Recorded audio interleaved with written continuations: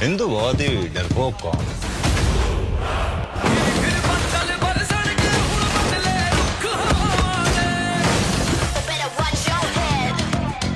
पड़ोस में ही रहते हैं हम, कूदे भर का जोर लगा लो और बिगाड़ लो जो बिगाड़ सकते हो।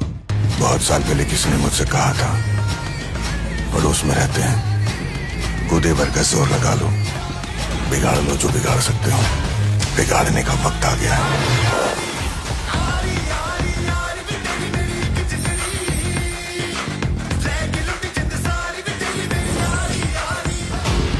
विनय न माने जलधि जड़, भय 3 दिन बीत, बोले राम सकोप तब, भय बिन होए न प्रीत। हौसला, ईंधन, बदला।